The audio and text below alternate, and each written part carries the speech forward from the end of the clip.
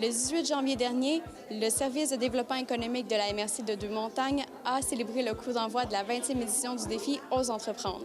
Pour l'occasion, ex-candidats, candidats actuels et entrepreneurs de la région se sont réunis pour célébrer le coup d'envoi. Lors du 5 à 7, des entrepreneurs ont partagé leur expérience aux personnes présentes dans la salle, notamment Pascal Quévillon, maire d'Oka, et Denis Martin, le maire de Deux-Montagnes. Tous les deux ont partagé leurs témoignages sur leur vie d'entrepreneur et ont donné quelques mots d'encouragement aux participants de cette année. Moi, ce défi-là, Ose entreprendre, pour moi, est important pour la MRC de Deux-Montagnes. C'est un terrain propice à l'entrepreneuriat ici. On parle de rivières, de lacs, de montagnes, de transport en commun, donc c'est très important. J'ai été entrepreneur moi-même, je trouve ça, que cette relève-là pour la MRC est importante et j'invite tout le monde à participer à ce concours-là. Je pense que ça va les mettre en valeur. On a beaucoup de ressources ici à la MRC, que ce soit le développement économique MRC. On va être là pour les supporter, puis on est là pour les accompagner tout au long de leur belle aventure d'entrepreneur. Mathilde Fay, la présidente d'honneur de cette édition et lauréate à 2 reprises lors d'éditions précédentes, a également partagé son expérience avec la salle.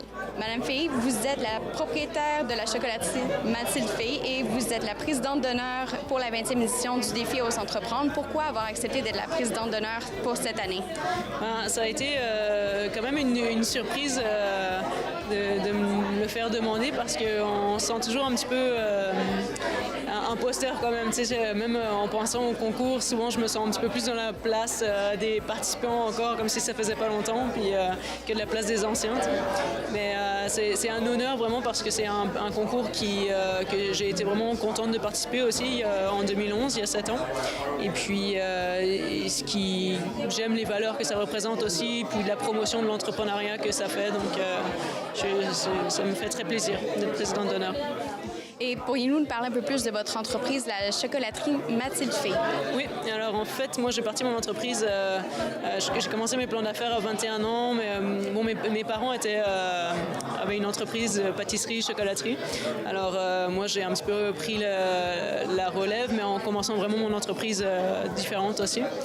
Et j'ai commencé toute petite à Oka, en travaillant encore à temps plein aussi en même temps. Et ça a grossi au fur et à mesure. Aujourd'hui, on est 7 employés et on a plus d'une 60aine de points de vente au Québec, une deuxième succursale aussi récemment à Sainte-Thérèse. Donc je ne sais pas si j'aurais pensé être rendue là au début des premières années, là. Mais c'est vraiment, oui, beaucoup de défis toujours, puis encore maintenant aussi, mais ça en vaut la peine. C'est vraiment, on n'a pas l'impression, on travaille beaucoup d'heures, mais on n'a pas l'impression de les travailler. C'est plus vraiment une passion, là. Nous avons également rencontré Sébastien Deshôtels, le président des productions Bliplop, une entreprise québécoise basée à Deux-Montagnes, gagnant lors de l'édition passée. Production de Bliplop, ce qu'on fait, c'est des outils pédagogiques numériques, principalement pour le premier et deuxième cycle du primaire. Ce qu'on fait, c'est des outils pour le tableau blanc interactif dans les classes. Donc, on vient prendre la littérature jeunesse, qu'on vient bonifier avec des animations, de la musique, des sons, puis on vient ajouter des modules pédagogiques à tous les textes à l'intérieur de ça pour que ça devienne vraiment un outil clé en main pour les enseignants.